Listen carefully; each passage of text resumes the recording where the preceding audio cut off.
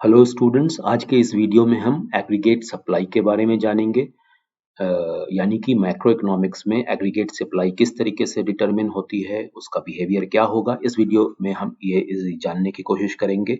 इससे पहले वाले वीडियो में मैंने एग्रीगेट डिमांड के बारे में विस्तार से चर्चा की थी, उसे एक्सप्लेन किया था। आइए देखते हैं इस वीडियो में एग्रीगेट सप्लाई के बारे में जानकारी लेते हैं। तो एक बार एग्रीगेट सप्लाई के बारे में जानने के पहले एक बार माइक्रो इकोनॉमिक्स में इंडिविजुअल हाउस होल्ड लेवल पे, इंडिविजुअल फर्म के और इंटरप्राइज के लेवल पे जो सप्लाई होती है उसके बारे में भी जान लेते हैं। अगर माइक्रो इकोनॉमिक्स की याद करें तो आपको याद होगा कि सप्लाई के बारे में, डिमांड और सप्लाई के बारे में पढ़ते हुए हमने देखा था कि जब प्राइसेस बढ़ती हैं तो फर्म्स और इंटरप्राइज ज़्यादा सप्लाई करने की कोशिश करते हैं। उनकी ये कोशिश होती है कि हायर प्राइस पे वो ज़्यादा सप्लाई करें और प्राइसेस अगर कम होती जाएं तो उसकी सप्लाई वो कम करने की कोशिश करते हैं, सो दैट कि उनकी प्रॉफिट मैक्सिमाइज हो सके। तो इसी तरीके से यहाँ पर एग्रीगेट सप्लाई के केस में भी वही होता है।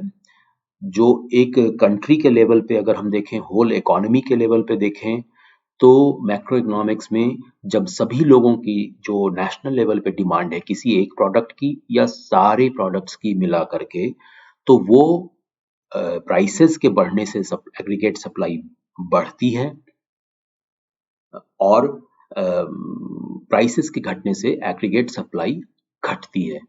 यानी अगर इकोनॉमी के लेवल पे देखा जाए तो इकोनॉमी के लेवल पे अगर प्राइसेस ज़्यादा हाई होगी तो उस फर्म्स और इंटरप्राइजेस के द्वारा, बिजनेस के द्वारा वो सप्लाई ज़्यादा रहेगी। और अगर प्राइसेस कम होगी, जनरल प्राइस लेवल अगर कम होता जाएगा, जैसे जैसे प्राइस घटेगी, तो फर्म्स, इंटरप्राइजेस एंड रिटेलर्स के द्वारा, सप्लायर्स के द्वारा जो है वो बिजनेस के द्वारा सप्लाई को घटाने की प्रक्रिया चलती है, ताकि वो सप्लाई फिर घटता जाता है जैसे जैसे प्राइस घटती है। एक बात जो बहुत इंपॉर्टेंट है वो देखने की, वो ये है कि एग्रीगेट सप्लाई को हम कैलकुलेट करते हैं over a period of year. एक इम्पॉर्टेंट डिफरेंस यहाँ पे ये है एग्रीगेट डिमांड के मुकाबले, कि एग्रीगेट डिमांड के केस में हम 3 महीने, 6 महीने या साल भर में भी असेस करते हैं एग्रीगेट डिमांड, लेकिन एग्रीगेट सप्लाई के केस में वो ज़्यादातर आमतौर पर हम over a period of 1 year इसको मेजर करते हैं। क्यों? क्योंकि उसका सबसे बड़ा कारण ये है कि जो सप्लाई में परिवर्तन है, सप्लाई में चेंजेस, वो उतना फास्ट नहीं होता है जितना कि फास्ट प्राइसेस में या डिमांड में हो सकता है। यानी कि प्रोडक्ट का प्राइस, प्रोडक्ट के प्राइसेस जो हैं वो बढ़ सकते हैं तेजी से, लेकिन उतनी तेजी से सप्लाई नहीं बढ़ सकता है। तो सप्लाई जो है वो धीरे धीरे ही बढ़ता है। उसी तरीके से डिमांड भी में भी चेंजेस आ सकते हैं बहुत फटाफट। प्राइस घटेगी, डिमांड बढ़ जाएगा, प्राइस बढ़ेगी, डिमांड घट जाएगा। तो डिमांड में तो फटाफट चेंजेस आ सकते हैं, लेकिन डिमांड में जितनी तेजी से परिवर्तन आता है उतनी तेजी से परिवर्तन सप्लाई में नहीं आता है। और यही वजह है कि एग्रीगेट सप्लाई में भी, नेशनल लेवल पे भी, प्रोडक्ट्स के प्राइसेस अगर बढ़ जाते हैं तो भी सप्लाई में परिवर्तन आने में पर टाइम लगता है। और सप्लाई जो घटते हैं उसमें भी सप्लाई के घटने में भी टाइम लगता है, और उसके कारण जो है वो हम जानने की कोशिश करेंगे बाद में, आगे इस वीडियो के बीच में। एग्रीगेट सप्लाई को भी हम एग्रीगेट सप्लाई कर्व के द्वारा दिखाते हैं, और ये aggregate supply curve upward sloping curve होती है। क्यों? क्योंकि प्राइस और सप्लाई के बीच में पॉजिटिव रिलेशनशिप है, यानी कि प्राइस जब बढ़ेगी तो सप्लाई बढ़ेगा और प्राइस जब घटेगी तो सप्लाई घटेगा। तो इसी वजह से ये एग्रीगेट सप्लाई कर्व भी हमारा लेफ्ट से राइट को ऊपर की तरफ जाता है। उसमें जैसे जैसे सप्लाई प्राइसेस बढ़ती है वो सप्लाई बढ़ता जाता है। और एक बात जो बहुत इंपॉर्टेंट है वो ध्यान में रखने के लिए, वो ये है कि aggregate supply is always measured by GDP. GDP के बराबर होता है वो भी हम फिर आगे देखेंगे जब हम जीडीपी पे जाएंगे, जीडीपी के बारे में पढ़ेंगे। तो जैसा अभी मैंने बताया कि एग्रीगेट सप्लाई कर्व हमेशा लेफ्ट से राइट को ऊपर की तरफ जाती है। प्राइसेस बढ़ते हैं, सप्लाई बढ़ती है, और प्राइसेस घटेंगे तो सप्लाई घटेगी। ये ध्यान में रखने वाली बात है। और ये demand curve, aggregate demand curve के का उल्टा होता है। एग्रीगेट डिमांड कर्व, जैसा कि आपने देखा है कि वो लेफ्ट से राइट को डाउनवर्ड स्लोपिंग कर्व होती है, लेकिन एग्रीगेट सप्लाई कर्व जो है वो लेफ्ट से राइट को अपवर्ड स्लोपिंग कर्व होती है। जैसा कि आप ग्राफ में देख पा रहे हैं, एक्स एक्सिस पे इनकम और एम्प्लॉयमेंट को दिखाया गया है, वाई एक्सिस पर एग्रीगेट सप्लाई को दिखाया गया है और जेड एक्सिस ओजेड के द्वारा यहाँ पे ये हम एग्रीगेट सप्लाई कर्व देख रहे हैं। इसमें ये अज्यूम किया गया है कि एक्स एक्सिस पे आउटपुट कॉस्ट बढ़ता है, जैसे जैसे कॉस्ट यानी प्राइस बढ़ती है तो सप्लाई भी बढ़ता है, और ये अज्यूम किया गया है कि अगर आउटपुट बढ़ेगी, आउटपुट तभी बढ़ सकती है जब एम्प्लॉयमेंट बढ़ेगा, क्योंकि अगर आउटपुट बढ़ाने के लिए लोगों को आपको एम्प्लॉय करना पड़ेगा, लेबर को एम्प्लॉय करना पड़ेगा, फैक्ट्री को एक्सपैंड करना पड़ेगा, मशीनरी को एक्सपैंड करना पड़ेगा, ज़्यादा इन्वेस्ट करना पड़ेगा, और उसके वजह से तभी ये आउटपुट बढ़ सकती है। और आउटपुट बढ़ती है तो जैसा मैंने कहा एम्प्लॉयमेंट बढ़ेगी, और एम्प्लॉयमेंट अगर बढ़ेगा तो इनकम बढ़ेगा, और ये अज्यूम किया गया यहाँ पे कि आउटपुट जितना है उतना ही, जितना बढ़ता है आउटपुट उतना ही एम्प्लॉयमेंट या इनकम में वृद्धि होती है। और ये 45 डिग्री एंगल इसलिए है क्योंकि जितना ये अज्यूम किया जा रहा है कि जितना आउटपुट हो रहा है वो पूरा का पूरा, पूरी की पूरी क्वांटिटी जो है वो सप्लाई करती जा रही है। यानी 40 यूनिट अगर आउटपुट हो रहा है तो 40 यूनिट सप्लाई हो रही है, और 80 यूनिट अगर आउटपुट हो रहा है तो 80 यूनिट सप्लाई हो रही है। सो देयर इज कोई नो एक्सेस इन्वेंट्री, कोई प्रोड्यूस करके फिनिश्ड गुड्स की इन्वेंट्री यहाँ नहीं हो रही है। और ऐसा इसलिए हो रहा है क्योंकि प्राइसेस बढ़ रहे हैं, प्राइसेस बढ़ते हैं तो सप्लाई बढ़ रही है। तो ये मुख्य बात जो यहाँ पर जानने के लिए है कि एग्रीगेट सप्लाई कर्व का नेचर लेफ्ट से राइट को ऊपर की तरफ अपवर्ड स्लोपिंग होता है।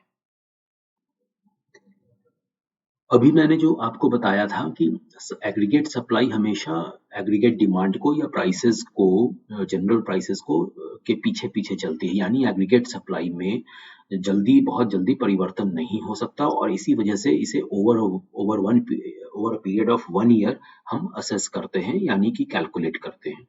ऐसा क्यों होता है? बेसिकली इसे समझाने के लिए मैंने इसे शॉर्ट रन और लॉन्ग रन में डिवाइड कर दिया है। वैसे तो अभी आपके लेवल पे, 12th क्लास के लेवल पे इसे सिर्फ हम जनरल पीरियड में ही काउंट करते हैं, स्टडी करते हैं। हालांकि इससे समझने में, शॉर्ट रन और लॉन्ग रन से आपको में डिवाइड कर देने से आपको समझने में आसानी होगी। तो आइए देखते हैं कि शॉर्ट रन में क्या होता है। शॉर्ट रन में यानी कि जब समय कम है, जैसे ही प्राइसेस बढ़ती है तो एग्रीगेट सप्लाई तुरंत नहीं बढ़ पाता है, और उसका नतीजा ये होता है कि वो धीरे-धीरे उसमें परिवर्तन होता है। क्यों परिवर्तन धीरे-धीरे होता है? Because it is very difficult to increase the factors of production in the short run. यानी कि आप शॉर्ट रन में नई फैक्ट्री नहीं खड़ी कर सकते, नए मशीनरी नहीं ला सकते, फैक्ट्री की बिल्डिंग को नया नहीं बना सकते, लोगों को एम्प्लॉय करने में टाइम लगता है। तो क्या होता है, शॉर्ट रन में फैक्ट्री क्या करती है, प्रोडक्शन बढ़ाने के लिए, सप्लाई बढ़ाने के लिए वो जो एग्जिस्टिंग उसके पास कैपेसिटी है उसी को एक्सेस यूटिलाइज करने की कोशिश करती है।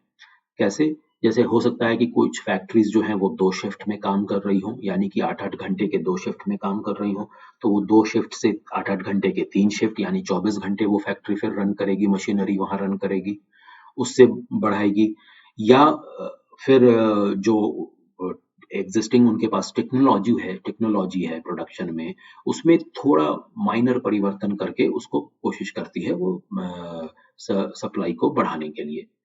लेकिन जब लॉन्ग रन होता है तो लॉन्ग रन में बहुत ज़्यादा प्राइस में की वजह से एग्रीगेट सप्लाई में परिवर्तन नहीं होता है, क्योंकि लॉन्ग रन में जो सप्लाई में इंक्रीमेंट है, सप्लाई में वृद्धि है, वो ज़्यादातर इम्प्रूवमेंट्स इन प्रोडक्टिविटी या इम्प्रूवमेंट्स इन टेक्नोलॉजी के वजह से आता है। ठीक है, तो लोगों की स्किल्स में वृद्धि हो जाएगी, लोगों की प्रोडक्टिविटी बढ़ जाएगी, मशीनरी ज़्यादा अच्छी क्वालिटी की आ जाएगी, टेक्नोलॉजी ज़्यादा अच्छी एफिशिएंट आ जाएगी, तो इस वजह से प्रोडक्शन में वृद्धि होती है, तो जिसकी वजह से एग्रीगेट सप्लाई बहुत ज़्यादा प्राइस लेवल से पे डिटरमिन नहीं होता है, हालांकि थोड़ा बहुत फर्क पड़ता भी है। लेकिन ये मैंने यहाँ पे डिवाइड किया है लॉन्ग रन और शॉर्ट रन आपको एक्सप्लेन करने के लिए, बट अभी आपके लेवल पे ये जानने की ज़रूरत है कि जब प्राइसेस बढ़ते हैं तो एग्रीगेट सप्लाई बढ़ती है, और एग्रीगेट सप्लाई जो है उसे हम over a period of 1 year assess करते हैं। क्यों? क्योंकि एग्रीगेट सप्लाई बहुत ज़्यादा तेजी से तुरंत में नहीं चेंज कर पाती है, यानी अगर प्राइसेस बढ़ जाएंगे तो सप्लाई बहुत जल्दी तुरंत में नहीं बढ़ सकती है।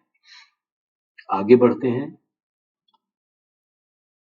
एक जो और जरूरी बात है वो ये अज्यूम किया जाता है कि जो कॉस्ट ऑफ प्रोडक्शन है, किसी भी प्रोडक्ट का कॉस्ट ऑफ प्रोडक्शन, वो सम टोटल होता है रेम्यूनरेशन जो हम पे करते हैं। रेम्यूनरेशन यानी कि जो वेजेस फैक्टर्स को, जो वेज पे किया जाता है, रेंट पे किया जाता है, इंटरेस्ट पे किया जाता है या प्रॉफिट पे किया जाता है, जो हमने पढ़ा है wages, interest, rent, profit etcetera, वो इन मिल करके वो सारे सभी को अगर हम जोड़ दें, रेम्यूनरेशन को, वेजेस को, रेंट को, इंटरेस्ट को, प्रॉफिट को, तो वो टोटल कॉस्ट ऑफ प्रोडक्शन होता है किसी प्रोडक्ट का। ये अज्यूम किया जाता है। तो अगर हम ये अज्यूम करके चलें तो इसका मतलब है कि जो भी रेम्यूनरेशन रिसीव किया जा रहा है फैक्टर्स ऑफ प्रोडक्शन के द्वारा, यानी कि लेबर के द्वारा या फर्म ओनर के द्वारा या मशीनरी ओनर के द्वारा या जो लोन प्रोवाइड कर रहा है उसके द्वारा, तो जो भी रेम्यूनरेशन रिसीव किया जा रहा है वो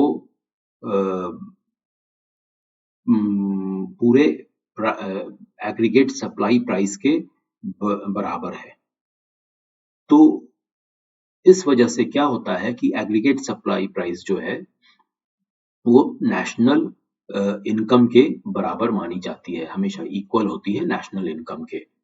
और मैंने पहले भी मेंशन किया था कि एग्रीगेट सप्लाई जो है वो volume of employment of labour के पे डिपेंड करती है, यानी के साथ उसका डायरेक्ट रिलेशनशिप होता है। यानी अगर एम्प्लॉयमेंट बढ़ेगा तो आउटपुट बढ़ेगी और आउटपुट बढ़ेगा तो सप्लाई बढ़ेगी।